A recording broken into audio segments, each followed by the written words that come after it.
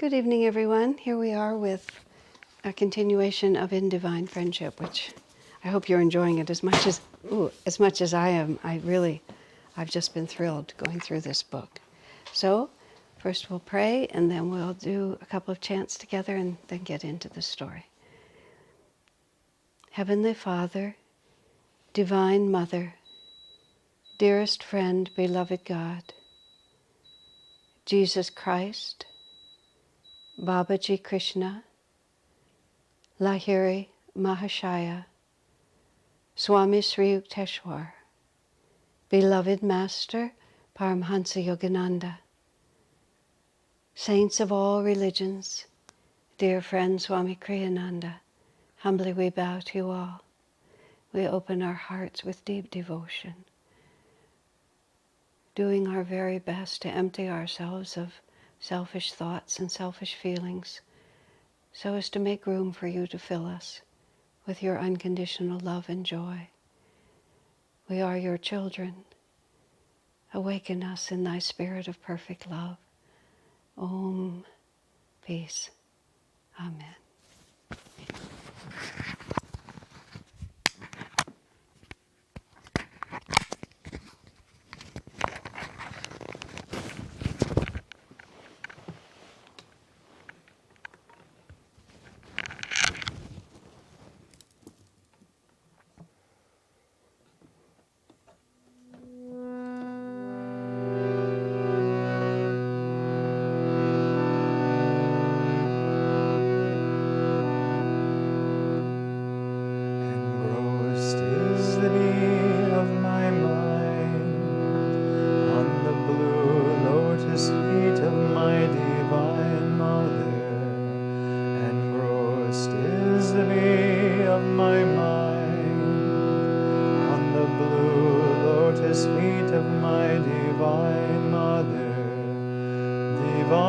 Mother,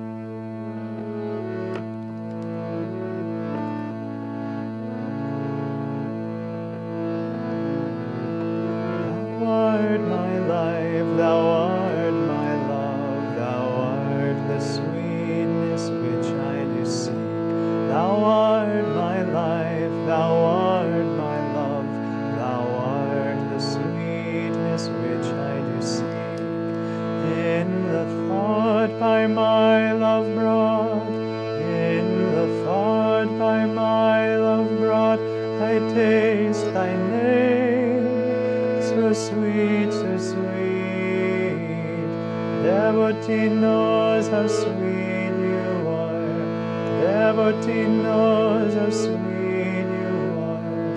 He knows whom you let know. He knows whom you let know. Thou art my life, thou art my love, thou art the sweetness which I do seek. Thou art my life, thou art my love, thou art the sweetness which I do seek. In the thought by my love brought, in the thought by my love brought, I taste thy name, so sweet, so sweet.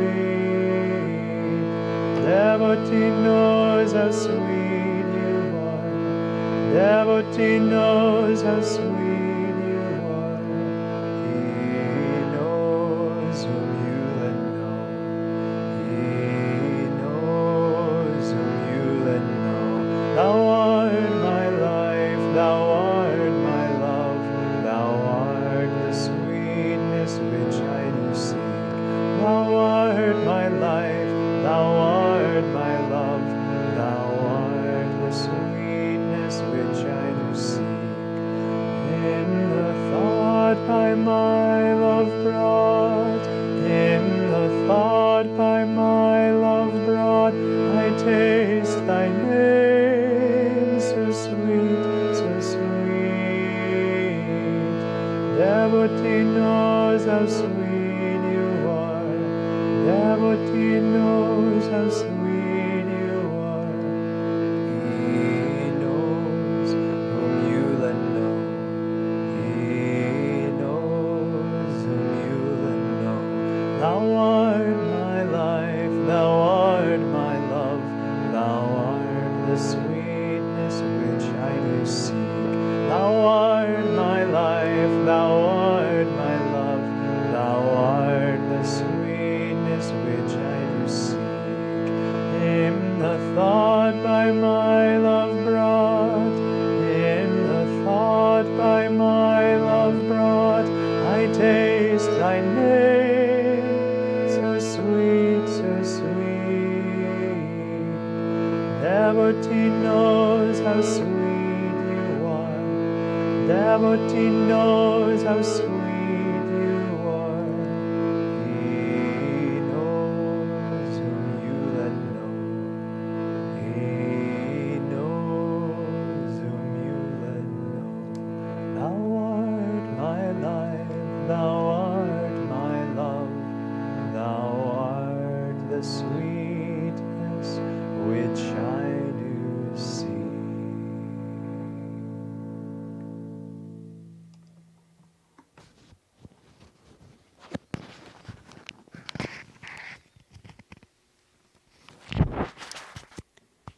Let's be silent for just a few moments, attuning ourselves to the beauty of those chants, to the wisdom of Swamiji that will come to us, Master's teaching through him.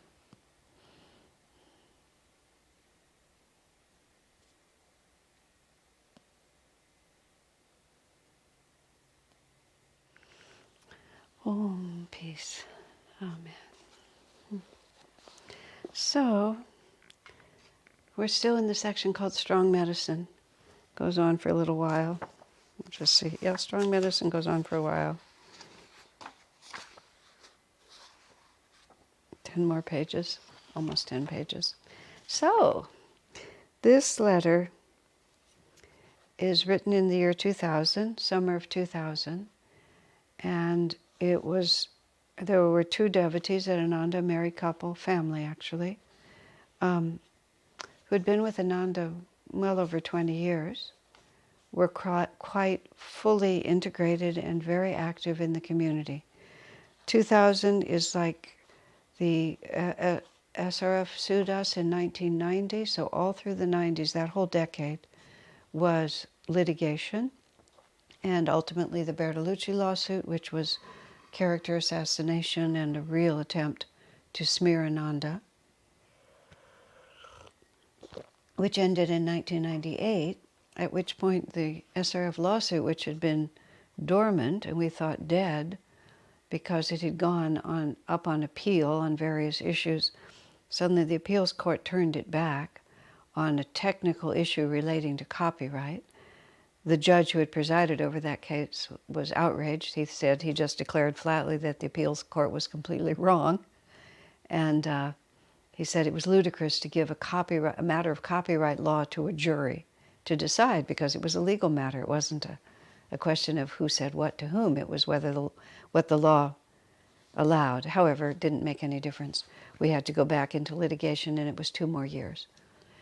So this is August 2000. So we had been through all those years of litigation. Then we had just gotten, I believe about that time, we'd gotten the appeal back. And we knew we were in it again for God knows how long, because one of the ways you can win a lawsuit is that you can bankrupt your opponent. And that's a very common strategy. You just keep prolonging the litigation, you keep making discovery demands, you keep protesting every single issue you protest, and then require that the other side come through, and then eventually you can't defend yourself anymore, and you go bankrupt, and then that's the second way to win. I do believe that SRF thought they would succeed in doing that, but they didn't. We spent $13 million. We generated $11 million of that, ended with a $2 million debt out of people who made almost no money. We just gave everything extra that we had. We just gave it in for 12 years. I don't know how we did it. God did it. But it was a tough cycle. I want to have a little sympathy for this, what I'm about to read here. It was a tough cycle. Swamiji himself was in full battle mode, just constantly. And in 1998, after the Bertolucci was done, he went to Italy and he didn't come back for like a couple of years. He'd had it with America, and he went to Europe. And all of us really had to grow up. It was really the rite of passage from childhood into real adulthood on the spiritual path. Adulthood in this sense, which is, am I on the path because everything is just, I can just be a little bliss bunny and I can have so much fun here? Or am I on the path because I'm a warrior for God? And whatever he sends me, I'll face it and I'll do it. And I remember in the middle of those lawsuits, I said to someone, thank God I've had other experience than this. If this was my whole experience of the spiritual path and Ananda, I mean, it would be kind of grim. I was right in the middle of it on the legal team, and in the much of the worst case, the second case happened in a court a couple of miles from our community, so we were right in the middle of it. This couple, the man especially, became critical of decisions that were being made, critical of financial decisions. He wasn't involved in the legal case per se, but because of other responsibilities he had, he was more knowledgeable than some people were. It wasn't that we wanted to keep anything about the lawsuit secret from any of our members. In fact, this was a point of enormous contention with Swami, with the lawyers, with all of us. I mean, many of us felt that the everything about the lawsuit belonged to all of Ananda because it was a challenge to all of us. But too much information about what we were thinking and we were doing, if it had been conveyed to the plaintiff's side, could have caused extraordinary havoc. And there's also rules about what you discuss with your attorney, if you're the client, is confidential and you cannot be subpoenaed to reveal what you discuss with your attorney. But if anybody who discusses it with the attorney who's legally the client reveals it to a third party, then you have violated that confidentiality, and then all that information can be subpoenaed. So we designated, I think there were 7 or 9 of us, as the client, and the rest of the community, it was really awful. We had to be somewhat careful about what we said for all the reasons that I described. Among the many reasons why it was such a hard time to be actually holding secrets from your own Guru Bhais was very, very difficult. Very difficult for Swamiji to have to hold secrets from us. when he had no sense of the need for privacy. But we all gradually realized the situation demanded, and it wasn't just for a week, it was for 12 years. But the man to whom Swami is writing here, because of the responsibilities he carried within Ananda, was privy, had access not to everything, but he knew more. And he didn't like some of what he heard. The details of what his objections were are not clear to me. But he criticized, and once you begin criticizing, once you start criticizing, you can keep on criticizing. I have a feeling some of his criticisms had to do with money. I mean, we scrambled hard during those years to just make it work. And somehow or another, I feel there was some money issue, which is interesting because the individual involved had inherited wealth, and so lived exceedingly comfortably and worked hard to expand what he had. But money was something he was involved in, and so I believe money was an issue. I just thinking about that because of Jesus and Judas, and I don't really want to liken this person to Judas. Please don't even, I don't even want to begin to go there. That's not what I'm saying. But Swami used Judas, the example of what happened to Judas, because shortly before Judas decided to betray Jesus, Mary Magdalene came in to where Jesus was dining, having a feast, and she knelt at his feet and she anointed his feet with this costly ointment and then dried his feet with her hair. It was an extremely extravagant display of devotion, and not everyone in the room was comfortable with it. I mean, she came in to where he was sitting at a feast with many other people, knelt at his feet, washed his feet with her hair, and she was a well-known courtesan. And it was disconcerting, you can imagine. But Judas criticized it because the ointment was very expensive, and it was a waste of money to just pour it over Jesus' feet when it could have been used for charitable work. And the Bible says, Jesus says to Judas, "The poor are always with me, but me you will not always have with you." She did this out of her love for me. But then the Bible further says Judas said this not because he really cared about the poor, but because he kept the treasury and he was a thief. In other words, money was an issue for him. But what happened, as Master described it, once you begin to criticize the Guru, especially for one area where, and Swami would always say it like this, where yes, of course, he's a deeply spiritual person, but in this matter I know more than he does. But Swami says once you sort of allow that thought, and he writes about it in the chapter called Attunement in this book, The Path. Swami writes about it. Once you start criticizing the Guru, you open the door to a lot of negativity. And I believe that's what happened. These people that I'm talking about are very fine people. They, in fact, I knew them well and was very close with them at different times over the course of decades. And I'll say it now, I mean, nothing tragic happened to them because they left Ananda. They lived perfectly fine, and probably in many people's lives, perfectly acceptable lives. They're still living, so I don't really know. I've lost touch. So Swami writes, to two devotees leaving Ananda in order to feel Yogananda's guidance on their own. Yes, that's how it came out. The letter that they had sent was, you see, they were still loyal to Master, but their doubts were about Ananda and Swami. So they wanted to pull back, and as Swami uses the phrase, and rethink it, and ask Master what they should do. So it wasn't like they were repudiating the path. It was that they were just not sure about what was going on in Ananda because of all that they were displeased with. And of course, we were being excoriated by SRF for being heretical and not true disciples of Master. So once, during that decade, if the doubt about Swami's credibility as a disciple was anywhere in you, and in the Bertolucci lawsuit, there were revelations that were not always what people expected to hear. Swami himself hadn't been perfectly celibate in the 40 years since he'd been made a monk.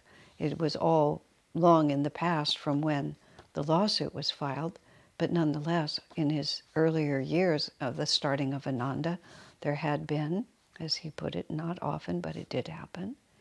And They were just so, if you had doubts about Swami, it was very, very easy to fuel them. That's, I wrote about all of it in Light Bearer, so none of it is secret. But if you had doubts, it was easy to fuel them. So this person had doubts, and so it was easy to fuel them. So, dear friend and friend, Swami writes, I received your letter and must admit to being disappointed. Swami was very close and supportive of these people. So he felt it personally. It wasn't like, let me just also say this, it wasn't like somebody who was right on the edge. These souls had been really in the heart of the community for a long time, at least 20 years. I received your letter and must admit to being disappointed. You want to withdraw from Ananda so you can, quote, feel Master's guidance. Then Swami says very bluntly, friends, it won't come to you that way. I know his guidance will take the form of showing less interest in you. I mean, that is really, they're going to pull away from Swamiji. They're going to pull away from this life they have at Ananda, pray to Master, and Master's guidance will be that he will take less interest in you. Wow. You'll pray to him, and he will smile on you for doing so, and that's an important point. It's not that Master will desert them. What's really happening here is, well, let me finish this, but there's not much Master can say. He's just like, what could Master say? And I'll explain that more in a moment. So his guidance will take the form of showing less interest in you. You'll pray to him, and he will smile on you for doing so. But that will be all. In matters like this, you must make up your own minds. When you turn your faces toward the light, you'll receive it. But when you turn them here, there, and elsewhere, what you'll get increasingly is mere glimpses. Somewhere in this cycle, they began to explore another guru, a very well-known and well-respected, person of true spirituality. There was nothing wrong with the choice. But suddenly they felt called also to another path. Eventually that petered out, and I presume that must have happened during the same period of time. Feeling less inspiration and this is something that also commonly happened in the course of Ananda. After a long period of time, you feel less inspiration. So sometimes the choice people make is to go start over with another teacher because it's very exciting. In fact, a man who wasn't part of Ananda, he was a journalist, and he was talking to Swamiji, was having an interview, and he asked Swami a personal question. The man said he was a Gemini and therefore had a lot of interest in a lot of things. And he said that he'd had what you might call serial monogamy with a series of gurus, and that he would follow a path for a while and get interested in the teachings and get very inspired, and then after a while it just wouldn't give him the same inspiration, so he'd go follow another. And he was just sort of, he said he keeps his energy up by, that's right, he keeps his energy up by constantly learning new teachings and learning new things. Now the irony of this is, and I want to insert this here, at the time that I was beginning on the spiritual path, which was through the 70s, there were many spiritual teachers coming to America from India, and it was a big movement of growing ashrams, and there was a tremendous sense of finding your path and sticking with it. I've been quite impressed. I'm totally out of any popular scene these days, but I gradually watched over time how from being able to say, I've been a disciple, I've been following this path for 35 years, or I've been on this path, for 20 or whatever it is, people have started listening as a beneficial attribute how many initiations they've taken and how many different trainings they've taken. And I just sort of watch these things from the outside. It's like I drop in and I think, look at that. It's like to their credit that they've studied 5 different paths, instead of, whereas in my early days, you would have been considered insincere or undisciplined to do that. But now, the more initiations you collect, the better. So you have to put this in context. that they also began to explore something else, just sort of looking for another source. So what Swami writes there is extremely harsh. And at the end of the letter, he says basically, I'm sorry I've written such a strong letter, but I felt I couldn't be sincere with you. So what Swamiji is doing here, which is actually very interesting, and Swamiji would never have written a letter like this unless he felt divine sanction to do so. There was nothing, even though he says, I'm disappointed, what he meant was, I guess I'm disappointed that you've decided to make this choice. Because Swami also knew it was a rejection of faith in him. And he was disappointed that they'd chosen that route. How do I want to say that? What I'm trying to say, it wasn't personal. It was like Swami didn't need them to believe in him. He just felt badly for them. He was disappointed for their sakes. But what's interesting about this is what they had lost faith in was Swamiji, and therefore how Ananda was expressing through this period of time. So they wanted to withdraw from Ananda so they could be more in tune with Master, because they were concerned that being part of Ananda was putting them out of tune with Master. I don't believe they ever went to SRF. I don't think that's what they chose, but they began to doubt. But how Swami responds in the first sentences, he tells them, he speaks for Master and tells them how Master is going to respond to them, which I just find interesting, because Swamiji could have, and in other letters which I've read and which may come later in the book, it's like, all right, if you don't want my input, I withdraw my ray. You know, just as Master said to that disciple, it's like, I'm not going to insist. I remember this one woman who had been part of Ananda for a long time and then felt drawn to another teacher. And she was following that teacher and had been for quite some time. That teacher was far less accessible than Swami, was not resident in America, was from India, only came sometimes. The crowds were much bigger. The whole situation was much less cohesive than what we had at Ananda. And she needed some advice, and she came back and wanted to speak to Swamiji. She wasn't coming back to Ananda, she just came back to visit, but she came back to get advice from Swami. And Swami said, you've taken initiation from another guru, I can't advise you. And I mean, that was just the moral position he was in. It's like, when you were trying to follow the path that I represent, then I have a divine right to guide you. But you have transferred your loyalty to another guru. It would be wrong of me to act now as if you were my responsibility. You have to go. You need to try to be in tune with your own guru. And my advice is not appropriate. I've actually been in that situation a couple of times myself, where someone who had walked away from what we were doing, embraced something else, yet came back to me. And I had to say the same thing, because I remembered that the Swami had said, you know, what I offer, I might be offering you words about this or that. I said, but what my purpose here is to help you to be in tune with this path. I can't possibly help you be in tune with another path, because it's not my ray, it's not who I am. And so, I mean, we could talk about the weather and I could give you words, but words are not my primary purpose. They're very incidental to my purpose. So we just talked about the weather. There was nothing I could do. However, in this situation, Swamiji retains his sense of responsibility. Now, conceivably, and as he writes, he was hoping perhaps to shock them, to persuade them by very strong medicine to change their course, which he did not succeed in doing. I never heard what their response was to this letter, but conceivably they they might easily have thought that Swami was presumptuous.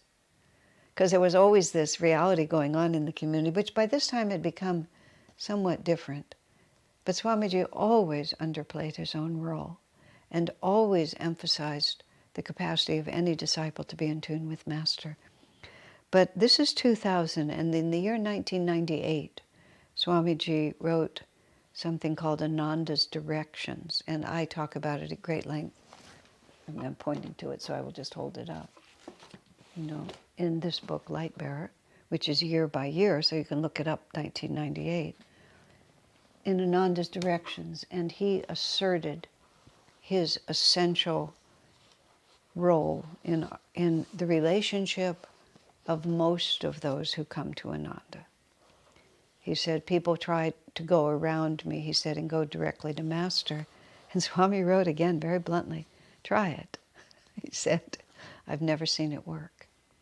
Basically, Master sent Swamiji to us, and we did not please Master by ignoring Swami.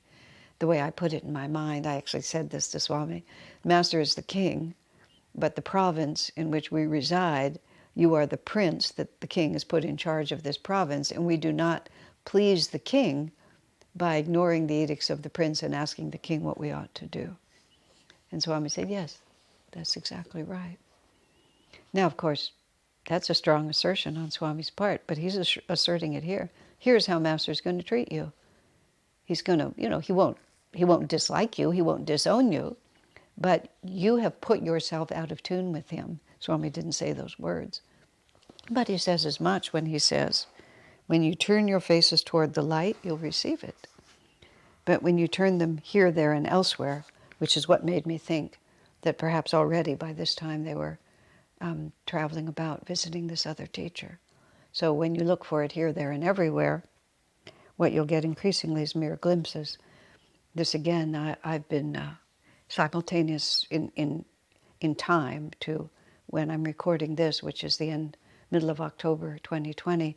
I've also been doing a whole other series of broadcasts called Living in the Light, and I've been talking about this paper that Swami wrote in 1983, in which he talks about the power of this ray, meaning Master's ray. And in 1983, he was trying to help us to appreciate the magnitude of the gift that Master had brought to America, and how powerful it was, and how we really needed to go deep into that ray if we felt drawn to it.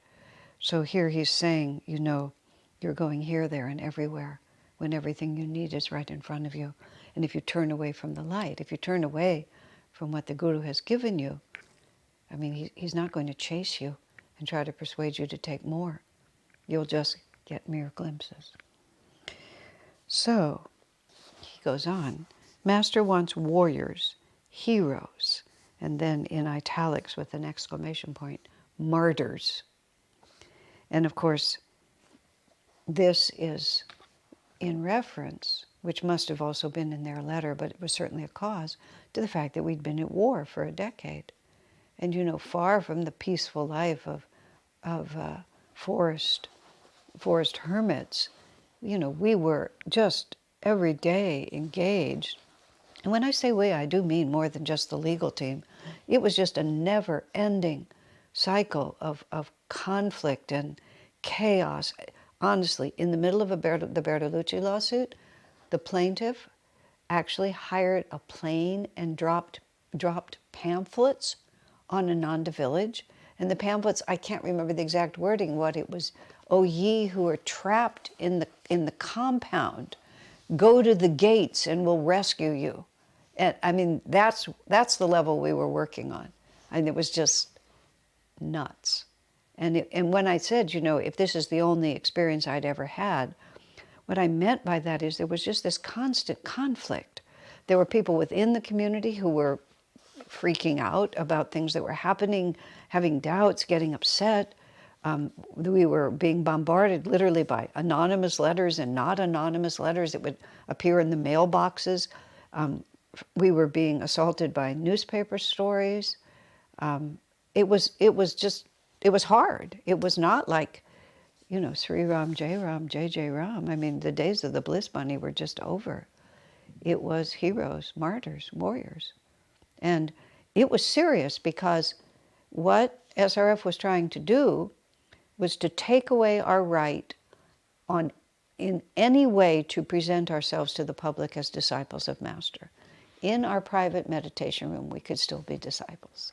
But we couldn't use his teachings, we couldn't use his name, we couldn't use his photograph. Ananda could continue to exist, but we had to go completely silent in terms of who was our master as far as the public. The suit was based on intellectual copyrights, trademarks, and intellectual property. It wasn't a theological dispute because when in the end the judge saw that it was, as he put it, an attempt to shut us down and keep us from practicing our spiritual path. It never got to a constitutional decision. The way the courts work is, if an issue can be decided on existing law, they don't get all the way to the basis of law, because freedom of religion is a constitutional right in America. But they were able to decide it without having to get to there, because even trademark, copyright, intellectual property, we dismantled it on its own terms. But if you have a trademark or a copyright, nobody else can use it.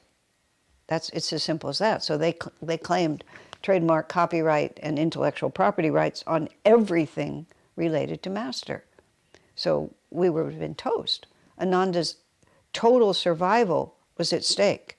There was no, oh, why don't we just compromise? Because there was no compromise, and there really was no compromise. So it was war. It was all-out war for our survival, for our right to exist. What Master wants is warriors, heroes, and martyrs. Would he welcome those who want to find him only in meditation? Yes, I'm sure he would. Meaning, not everyone has to go out and fight the war. I remember when Swami, in the 80s, when Swami was very aggressively spreading the word about Ananda, he was gone from the community for about 4 years. He was scarcely there because he was always touring and lecturing and just making Ananda bigger. And this one woman wrote and said, I'm fine with you doing all that, but I really just want to live in the community and do my sadhana and raise my child. And, do I have to go on the road? And Swami wrote back, no, of course not. He said, somebody has to stay here and make the community while I go around and tell the world about it. So it's not like everybody has to have the same dharma. But if you are criticizing what's going on, that's quite different. So this is where Swami says, would Master welcome those who want only to find him in meditation? Yes, of course. I mean, that's a real dharma for someone. But then Swami says, but you are not Ram Gopal Muzumdar. Ram Gopal Muzumdar is the sleepless saint described in Autobiography of a Yogi, who meditated 20 hours a day and had been doing so for decades. So, if you're Ram Gopal Muzumdar, yes, you can just go meditate because you have nothing else you have to do. But Swami reminds them, you have children to raise. They had 2 small children. You have children to raise, a family dharma to work out, youth, energy, the finances to be of help to others. Do you think you might be able to build something on your own? Another Ananda, perhaps? So maybe they'll sort of want to be part of the community movement, but just separate themselves from Swami and Ananda. Swami says it takes energy, and it's all caps, energy, to do any kind of work in this world, but especially a work involving other people. Have you that kind of energy? So really, you might think that making another community is just a matter of going out there and getting a piece of land. Have you that kind of energy? It reminds me of when Swamiji there was a woman in the community who had a stage 4 cancer diagnosis. And she was disinclined toward Western cancer treatments and was thinking she wanted to cure herself on her own. She presented that to Swami. Swami agreed, of course it can be done. Natural cures, especially the power of the mind, the power of the spirit. But then he said, it takes concentration and discipline to heal yourself that way. Do you have that kind of energy? And he just asked her very firmly like this. She looked right into his eyes and thought about it and said, no, I don't. So between what can be done and the energy it takes to do it, she took the Western route. It extended her life by 7 years, which were very important years. But in the end, the cancer took her life. Have you that kind of energy? And then Swami says, face it. Life has been kind to you. But you are living on past good karma. That's just, whoa. Life has been kind to you because you are living on past good karma. You have not generated the kind of karma that leads to real outer success. Now, if you looked at their lives, they were people of accomplishment. It wasn't like these were not lazy people. They were creative, they were industrious, they were hardworking in many ways. But do you have that kind of energy where you can really go out and make something happen with other people because there must have been some conversation about maybe we'll start our own? And then Swami says, I've been worried to see both of you more and more simply drifting spiritually. You know, that is always the danger, is that we start out with a lot of inspiration, then we begin to drift. And as I was saying earlier, has been interesting to me watching this over 50 years, how people can be with us for 20, 25 years, and then suddenly they decide to go follow another path. And, you know, and usually it's because they don't feel inspired by this path anymore. Now, is it that this path is not inspiring them, or that they have begun to drift spiritually? And drifting is you just gradually put out less energy. Oh yes, when I first came here, I used to go to all the kirtans. Oh yeah, I used to always go to Sunday service, but now I just go sometimes when I feel like it. You know, oh yes, I used to always listen to, you know, just make a list. And it's a very important list to keep. If you did it when you first came, why are you not doing it now? And you know, it's more than just meditation. It's more than just, well, it's more than just anything. And it's not as if your participation in the spiritual path never shifts, because it does shift. You know, what is appropriate at one point becomes, it moves into something else. But the question is, am I really focused? It was very interesting. Let's see now, Swami created the Nayaswami order in November of 2009. Yes, that would have been 11 years ago. In 2009, I was 62. And the periods of my life, I was 40, just 40, when we came to live in Palo Alto, which was sort of really the beginning. In the decade before then, I was traveling and teaching a lot, working a lot. But I wasn't quite 40, I was a little less than that. Let me just think for a second. No, 1987, I was exactly 40. And I'd been teaching, and I was finding my footing. But it was really when this colony, when I took on real responsibility for this colony, that I really got hold of what I was supposed to do with my life. And the years from 40 to 60 were very, very, very dynamic years, and that was a lot of what happened here. You know, we helped to build it up. So that would have been 87 to 2007.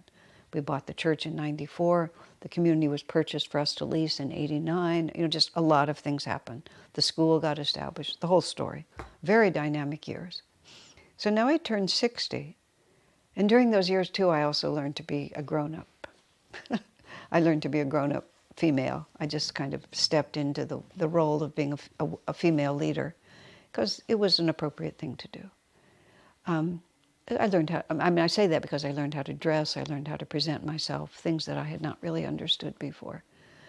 So then there I was, now I'm 60, and 60 is not 40. For those of you who haven't crossed that line, you'll find out. And 70 is even better. Getting older is great. But I had been looking at, like, from 20 to 40. I had looked at 40 to 60. Now I was looking at 60 to 80. And I was really trying to understand how to stay magnetic and dynamic for the next 20 years, because it was going to be a whole different reality. The reason I mentioned the female part is because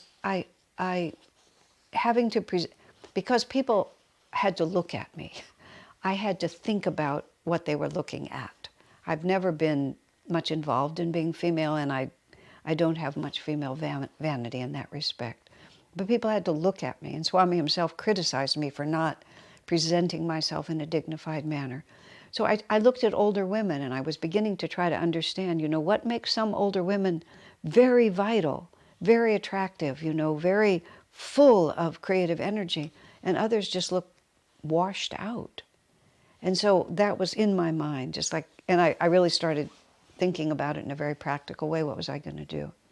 So into the middle of this, in June of 2009, Swami drops the possibility of becoming a sannyasi, which is where I started back in the early part of it for the first 10 years. I was on my way. I was a brahmacharini thinking that I would become a sannyasi, long interlude of another lifestyle. then all of a sudden being a sannyasi is an option again. And I was thrilled, is actually the only word for it. I was absolutely thrilled that the choice had come back. And Swamiji asked me, what do you think about this order? And I said, sir, I feel like it will save me from spiritual mediocrity. And all Swami said to me, without the slightest anything, is, yes, you're right. And it was just like, wow, that was a powerful statement on his part. And also a confirmation that I was worried. I was worried that now that the power of my youth and the demands of the project had waned a little bit, how would I maintain what I'd had for all those years, for the first 16, for the next 20? And it's the truth. So Swami says here, I've been worried about you because more and more I see you drifting spiritually. That's just a very important point. Now there's family, now there's marriage, now there's all these other things to take care of. But that wasn't what caused them to drift. It was allowing negativity to grow. So Swami goes on. There are two things Master has given you, Kriya Yoga and his ideal, one he literally pleaded with people to embrace, of world brotherhood colonies. You, and then he speaks to the man, have been doing Kriya, but Master summoned you to another calling, and this is one you've been neglecting for years. So I think by that there had been some unwillingness on the part of him or them to really take responsibility for Master's work. And that, I realize, is what is actually going on with this. It wasn't a question because they were community members, they were active, they were working, but really taking responsibility for Master's work is quite something else. And I think that's what Master said. That's what Swami meant when I'm disappointed. Because he saw the potential for real leadership, to really take responsibility and make this their own mission. And he was disappointed that they'd chosen not to. That, I believe, is how the pieces fit together. So Master has given you Kriya, yes, and you're doing Kriya, but he wants these communities to succeed. And now you're just saying, well, what difference does it make? Who's going to do it if we don't do it? And I've thought about that many times. If not us, then who? Well, of course, Master will find someone else, but why when you're given the opportunity, serving the Guru is one of the most powerful ways to attunement. In the other discussions about the new dispensation, which is the pamphlet he wrote in 1983, Swami talks about those who serve the work. That's where real blessings come. And that is not an institutional convenience. He's saying it because it's a fact. And I had to go through this with Swamiji, and I came to it, fortunately, fairly early. But I had this kind of Vedantic idea that I was here for self-realization, and what did the world matter? It was all just Maya anyway, and it would all just dissolve away. And I went to Ananda because I wanted to be with Swami. I knew he had what I wanted, that he would, insofar as I was able to receive it, he was able to give it to me, give me the consciousness I wanted, and train me. And I was living at Anandan because I'm an energetic and enthusiastic person who's quite a lot of a karma yogi. I was doing all sorts of stuff. I was by no means a sloucher. But I didn't care, I think is the way I would put it. I cared about every little thing I was doing, but I just didn't care about the whole of it. And then I was in the car with Swamiji. Many of you have heard this story, but it's an important one. I was riding in the car with Swamiji. We were driving through the community. I looked out the window, and this was the early 70s. We were just dragging it up from the mud. Every little hut, had been the result of some tremendous effort by many people, because we never had any money. We never had any patrons. We just worked hard for every nickel and then converted it into some little tiny part of the community. And I was just looking out the window and thinking how Swamiji just blood, sweat, and tears, unrelenting to make this happen. And I realized that I was really happy to take from Swamiji, but I was also just standing there and letting him, just pour his life into it, and I was just observing. I mean, it wouldn't have been obvious from the outside, but inwardly I was just observing. And the first thing that occurred to me, this is not how friends treat each other. If someone has a big project they're working on, a friend comes over and you pick up one of the boxes and you carry it. It becomes just as important to you as it is to them if they're your friend. So first of all, I realized I was being a terrible friend to Swamiji by standing aloof from what was so important to him. Then it occurred to me that if Swami thought this was really important, maybe I needed to rethink what I was doing. And even, I made reference to Swami's early years and the question of perfect celibacy. And Swamiji, and I write this in Light Bearer, he said when he was expelled from SRF and he was outside of the monastery without, the right word is, the protection of the monastery, and he felt called by Master to start a community, which was a community of men and women. It was not a monastic. And he realized he would have to freely associate with everyone. There was no way he could stand aloof. And he said, he knew the temptation would come to him, but he said he would sacrifice his own salvation to do this for Master, and gladly, because it just was more important to him. I know, I don't say that just to be glib, nor did Swami. I've really thought about that very deeply. It's very interesting to think about it. But there I was, just perfectly willing for Swami to do it and not me. So over time, many of us have really moved, I certainly moved from just helping Swamiji or helping Master to realize that this is not theirs, this is mine.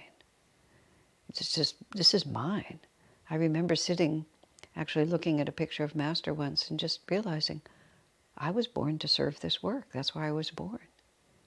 And it's a wonderful feeling. But I've committed myself. It hasn't been difficult to discipline myself to do it, but it's something I have consciously cultivated. It's an awareness I have consciously cultivated, and a privilege that I constantly remind myself of, rather than beginning to drift spiritually.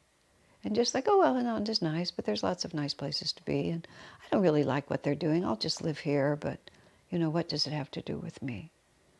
And that's why Swami was disappointed. He wanted laborers in the field. Master wants warriors. He wants heroes. He wants martyrs. That's who Master was. I mean, he was William the Conqueror. He took his disciples into battle and let them die for his cause. That's what he did. Arjuna, he took them into battle and they died for his cause. This is not, that's why those years, that decade, we became grown-ups. It wasn't just a game anymore. We had to decide if we would fight for it. Not just stand back and let Swami, but if we would fight for it. And, to our credit, almost all of us did. And that's what Swami's saying. That all the ashrams in America were just pulled to the ground during that period of time. And Ananda didn't split. Some people left, and we lost a few good friends. Lost meaning they moved away. I don't mean lost. They're not lost. Master still loves them. Lost their company. But Ananda held. And we were also attacked from the outside, whereas most of the others had some kind of an internal problem. So we weathered it pretty well, but it was a tough time. So, Master, and so he says, you have been doing Kriya, but Master summoned you to another calling, and this is one you've been neglecting for years, and that, I believe, was a commitment to Ananda itself, to Master's ideal of world brotherhood colonies. I think that's also why he said, oh, if you think you're just going to go out and fulfill it in another way, oh, if Master wants communities, I'll just go make one. That's where Swami says, really? You really think you can do that? Life has been kind to you. That's what he said. You've been drifting, you've been riding on the good karma, but I haven't seen you put out the energy that's going to create that kind of success. So he said, Swami says, do you think Master has sent us the tests of recent years to make us question what we are doing to serve him? So in other words, and this is what people say, maybe we're doing something wrong, maybe that's why this is happening. And Swami made a very strong explanation about the difference between a karmic test and persecution. You know, persecution is not to make you question your commitment. Persecution is to strengthen you in your commitment. And when there was some discussion at a certain point during that decade that we ought to have a day of introspection, that was the idea. The community ought to have a day of introspection, and we should ask ourselves why this is happening to us. Swami's response was, absolutely not, because he didn't want us going this way. Do you think Master sent this to us to question what we are doing to serve him? We've emerged from every test stronger, both in ourselves and in our calling. Our faith in God, too, has been immeasurably strengthened. This is, of course, a decade later after this whole thing. Swami says, I had a dream of Master the other night. He showered great love on me. It's also interesting. This whole letter, it's fun for me because I read these letters, and I've been very familiar with this one because even at the time I saw it. How strongly Swamiji asserts his connection to Master. These might not seem like such strong comments to you, but given the context of somebody who was turning away from him, from Swami, the fact that Swami pushed his connection to Master interests me. So he says, I had a dream of Master last night, even that. He showered great love on me. I mean, here's Swami telling us what kind of a disciple he is. I asked him then, will Ananda and SRF ever become one? Unequivocally and powerfully, Master replied, no. That was a huge question for Swami because he did everything he could to try to keep us as one organization and in fact, for many years, as he put it, well, he very carefully only did those things that didn't compete with SRF in the hope that if we reconciled, that would present a problem. In 1990, when he changed our name to Ananda Church of Self-Realization, his words were, I'm tired of bending over so that SRF will be taller than we are. He said, it's time for me to just stand up. But he still wanted the two organizations to be together. I said to him, sir, what difference does it make? We're fine as we are. We're better off as we are. He looked at me and he said, Asha, I'm not thinking of the present. He said, I'm thinking of the centuries. He said, Christianity held together for hundreds of years before it split. He said, here's Master's work. It's breaking in the first century. He said, in the first generation. He said, I'm just very concerned. He said, look at what's happened between the Protestants and the Catholics for hundreds of years. He said, it would be tragic if Master's work goes that way. Swami we were always very naively optimistic. We were very, I'll use the words again, bliss bunny about everything. Swami was not. He had a very deep and clear understanding of both human nature and religious history. And he was never complacent about it. However, in 2000, Master came to him and said, will they ever be united? And Master said, no. We have another mission. It is not a side track. It is central to what he came to bring. Swami goes on to say, there must have been something in their letter to him about about SRF and Ananda. I don't recall it. I never saw their letter, so I don't know. Ananda is, I feel, Swami writes, one of the most important things happening in the world today. I've said it for years.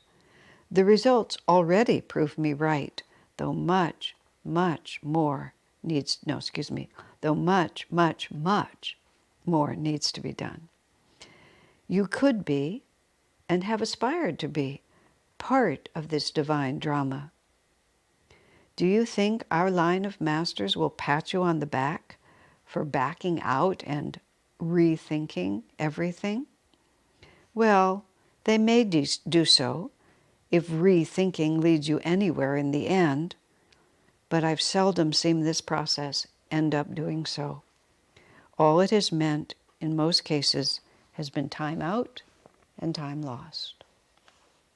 So Swami is saying, look, you've been trying to carry your part here.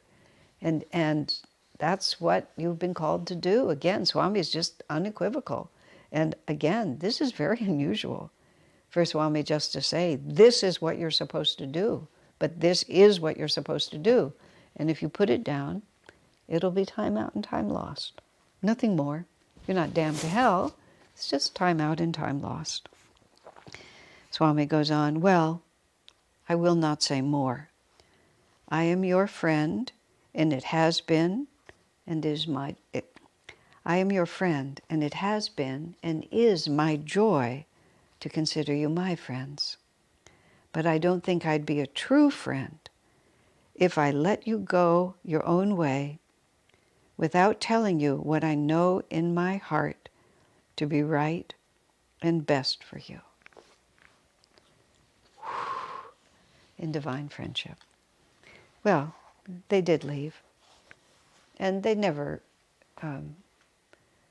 they weren't negative or anything like that. They didn't become part of the shadow or anything like that. They remained positive, they remained friends, they remained upright in their loyalty, and they lived a fine life, raised a family, they did lots of things that were good. So if you looked at it from any other perspective than Swamiji's, you would think, well, what difference did it make? And if you think of from any other perspective, except a grossly sectarian one, which we're not going to take, that the only way, to do the right thing is to be part of Ananda, there's nothing like that. It's a big world, lots of different ways, and people get called in lots of different directions. Not everybody has to live within an Ananda community to be following their Dharma. But what Swamiji is trying to say to these people is, God has given you a master, has given you a wonderful opportunity here. And if you say, oh, I think I'd rather do something else, it's not as if he'll just hand you something else. And that was the issue. It was very, very specific. I would not be your friend if I didn't tell you clearly what I think is right and best for you. So there you have it. Everybody's still alive. Swami's gone, but the people to whom this was addressed are still alive. So the last chapter might not be written. We'll see. It's been 20 years since then, though, so we'll see. All right, that was a big one. Let me just see. I've actually always, I've been, what I want to say is, I've been worried about that letter since I started this book, because it's one of the most painful ones to me in the book, because of my personal association with everyone involved. And it is one of the most unusual letters I've ever seen Swami write. And so both those factors have caused me to dread it, But here we are, we got through it. So, this is also from 2000, April of 2000. And the summary of it in one line is, always try to react usefully. Let me think what happened here. I don't know who this is true. I don't know who this is addressed to. I have no idea, so I have no backstory on this one. And this is a very long letter, so I'll just start and then we'll have to finish it next week. In any line of work, one can't expect constant wins. What one loses, however, if one reacts unhappily, is that people hesitate even to offer suggestions to you. In time, they begin seeking help elsewhere, even if they like your ideas better than someone else's. After all, who wants to face a possible upset when one is only trying to get a job done? So whoever this person is must be quite emotional in the way they react. I suggest you always ask yourself, why am I at Ananda? To find God, right? Does it further that purpose to have others always like what you come up with? Can't you see that your distress over their reactions and not your actual work is what makes them so often skirt around you rather than work with you? Who wants to upset you? No one. Their natural reaction will be to avoid you, even for your sake. This is not exactly comparable, and the personalities were different, I believe. Yes, because of the timing. But when we were working together to publish The Path, to do the work that was required to get the book to the printer and have it published the first time, there was one person in our team who was quite talented and quite good at, I think especially proofreading at that point. But it was some proofreading, reviewing, seeing details, fixing things. Was really quite good at it. But was very, very difficult to work with. And as a result, people just kept making a path around them. And that person came to me and demanded, since I was in charge, that I force everyone to work through her. I told her I could issue as many edicts as you like, but if they don't find you useful, they're going to go around you. I mean, Ananda's herding cats. People just don't behave. And so it was the same thing. It's like, if you're not helpful, or the price of getting your help is just too much emotional drama, they're just not going to do it. And in that case, that's what it was. It wasn't the same person, but it was a similar thing, where a commitment to their own ideas and the importance of having their own ideas accepted. And when their ideas weren't accepted, the emotional drama that would result just wasn't worth it. You know, we're just trying to get a job done. So maybe you think it should be done this way, but it's just not that important. Let's just sort of work this thing out. Why are we here? Swami said, I had this situation arise in Rome 2 weeks ago on my arrival from America. This was quite a moment.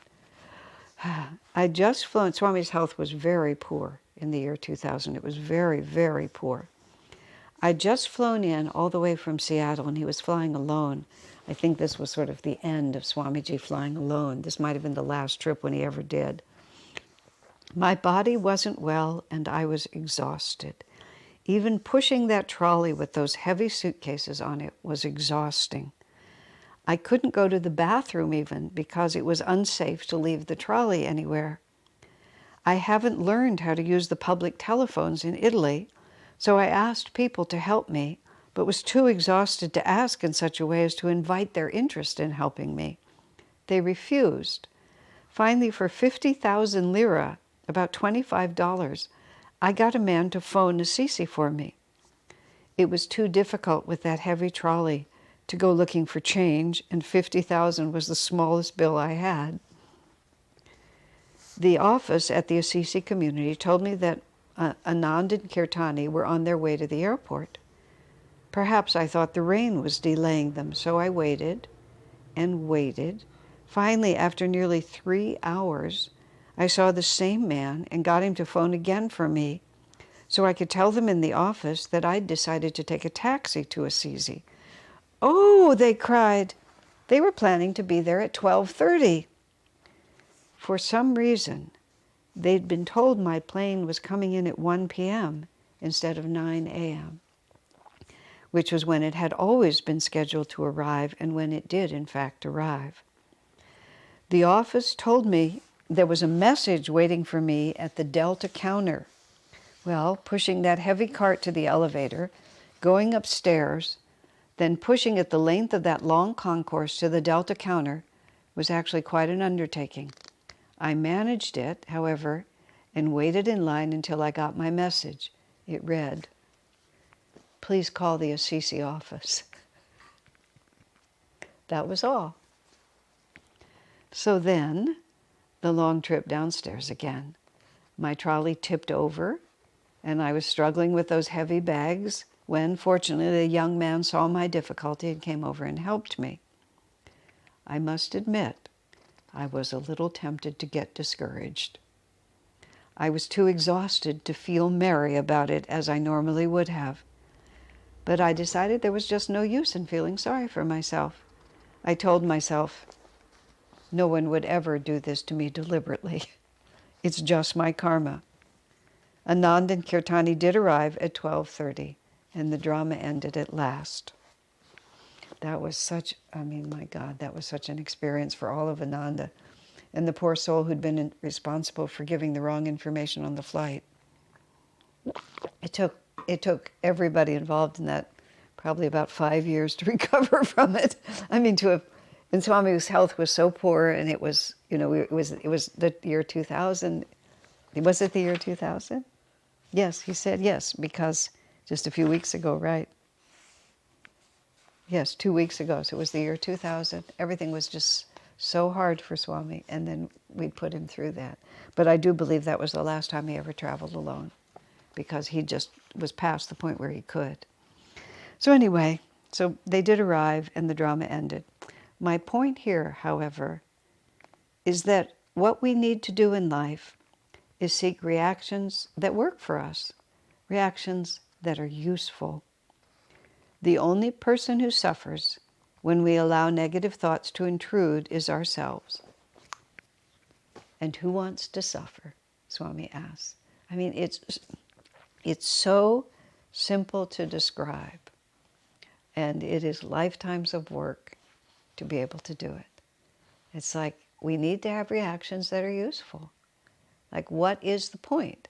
As Swami said, I had to tell myself nobody would do this to me on purpose, because normally everything would just work. And so there he's just being tortured for 3.5 hours in this airport, and everything is just a mess, and he feels so exhausted and so helpless. You would naturally want to get mad at somebody. I had an experience when I was traveling in a motorhome, and we were going on a mountain road, and I was back in the back part of the motorhome. It was a big one with a kitchen in it, and I was making a sandwich while we were on the road, and I had a jar of peanut butter on the counter, and suddenly the driver made a sharp movement, and the peanut butter slid off the counter and landed on my foot. And as the peanut butter hit my foot, and it had slid because there'd been a sharp move by the driver. As the peanut butter hit my foot and the pain went into my foot, it was fascinating to watch this. There was almost irresistible, actually I resisted it, almost irresistible impulse. The pain went up my foot, it came to my mouth, and I wanted to say something rude and angry to the driver. And it was like, but fortunately somehow I saw it. And what I saw was, my foot hurts. If I pass that pain on to you and make you hurt, then maybe I won't hurt as much. And it all just went like that. And I didn't do it. But it was really impressive to me that I thought it would help. I thought it would help to get angry at the person driving and say something really mean to them so they would feel bad. And then we would both hurt. And somehow that was useful. Anyway, later the driver confessed to me that, in fact, they had been inattentive. and because I also decided that it had been an innocent mistake. It turned out it wasn't innocent, but what difference would it have made? But trust me, I don't always catch that impulse. But the thought that if I have pain and I spread the pain around, I will have less pain, that was the part of it that was fascinating to me. Like, where does that idea come from? But it's there. It's there in all of us. And so, and we need to have reactions that are useful. You know, no one would do this to me deliberately, Swami said. It's just my karma. And then Swami says to this person, the world is not out to get you. If, however, you keep feeling misjudged and unappreciated, people will leave you to yourself. For your peace of mind as much as for theirs. They'll suffer in doing so, but who wants disharmony if they can avoid it? And you will suffer even more. Why? It's all completely unnecessary. Oh, we just have to tattoo that on our arm. It's all completely unnecessary. Why? If you were out in the world, working among worldly people, they'd trample all over you. Some of them would even enjoy hurting you. Some of them would just push you aside to get what they want to have done. And even good people would try to work around you rather than with you. You'll find yourself avoided by everyone, except those very few who might be willing to take the time and the trouble to help you to grow spiritually. Whew. Ananda people are, remember this section? Strong medicine? Yeah. Basically, whoever wrote was trying to say, people are misbehaving, they're not being nice to me, He says, look, you're making it impossible for them. It's not their fault. In fact, Ananda people are much better even than most good worldly people whose priority still is ego satisfaction. Ananda people have open hearts. Many of them are real friends to you. Why should any of them have it in for you? They don't. You have it in for yourself.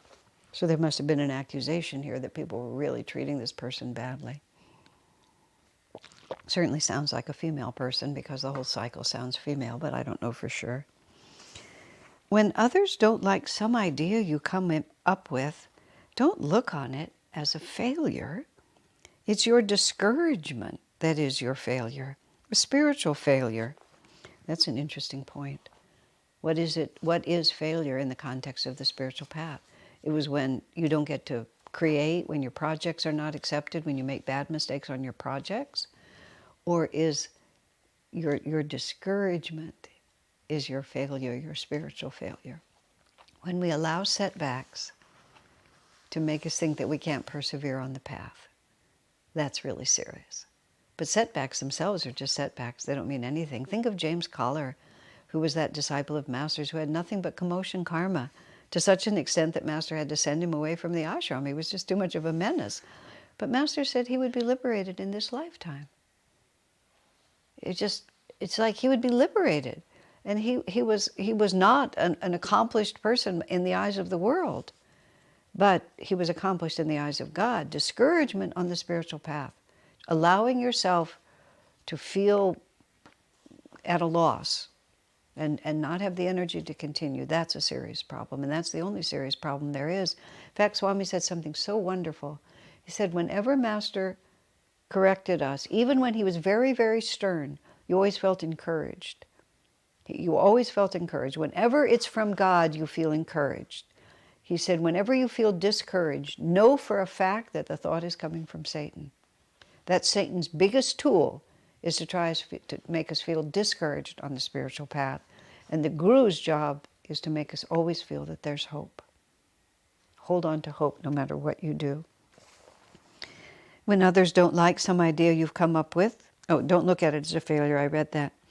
For you are at Ananda to grow spiritually. The first thing is to develop a right attitude.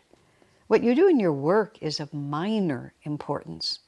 What you do in your work on yourself is of major importance and is the only thing God wants of you. If people constantly reject your ideas, just consider it fun. Just consider it God just never letting you have a chance to have your way. I mean, the work you do on yourself, it must be my karma. No one, and Swami is saying, no one has it at Ananda has it in for you. These are open-hearted, wonderful people, and they're true friends, and they want to help you spiritually. If they don't like your ideas, they don't like your ideas. And it may be, annoying, but it's just karma. It must be my karma. That's where Swami said, even sitting in the airport when they wouldn't come and get him, pick him up as expected, it must be my karma. So it's my karma to constantly be rejected, and someday it won't be true. Has nothing to do with my spiritual life. Be stronger in yourself. Absolutely refuse to feel sorry for yourself. The truth is, whatever attitude you put out will be a magnet that draws back to yourself situations that reflect your expectation. If the attitude is negative, the echo from the world will be negative also. If it is positive, everything will turn positive for you. It is you who create your universe. So if you're sitting there always on the edge, and these things get to be self-perpetuating energies. That's why it's really easy to say all this, but it's much more challenging. But just the simple words, try to relate, try to have a reaction that's useful. And the most useful reaction is, well, whatever this is, it's just my karma. It's just karma that I'm working out. God is helping me. Master's giving me this continuous disappointment, this tough situation, these people who aren't cooperating with me, this total lack of opportunity to express myself. It's just my karma. Somewhere in the past, I must have done something that made this an appropriate response. I always think about it in terms of a debt. Somehow or another, I've created a dissonant energy, and that dissonant energy I have to get it back again. I put it out, now I have to get it back. And I'll get enough of it, and at some point it will stop. And it's really the most important thing to realize, it's not really about the present. It's just energy that was set in motion. But if one has a depressed and a negative attitude and an expectation that everything will go wrong, then you just begin, then it becomes the present. And then you begin to recreate that over and over again, because that's what you're vibing. And so one has to put out a tremendous amount of energy to change it. Remember, finally, that people like working with others who like working with them. It's all that simple. Try to learn this truth. It will be the cornerstone of anything you build, of your own happiness and fulfillment. Love, Swami. In other words, give to them the kind of energy that you're asking them to give to you. And if you make suggestions and they don't accept them and then you get upset, you're not really trying to help them. The obvious answer is, well, then what do you think would work? How can I help you? So what's your idea and how can I support it? Or, well, that sounds like a good alternative, even if you don't think it's the best alternative. Instead of, well, my idea is better, we should do it this way, why don't you ever listen to me? Who wants to hang out with that? Swamiji said it to me once really beautifully. He said, try to think what the others are trying to accomplish and then help them. Oh, that's a good idea. And I've sort of, that when I finally have integrated that into my life, I've been so much more useful.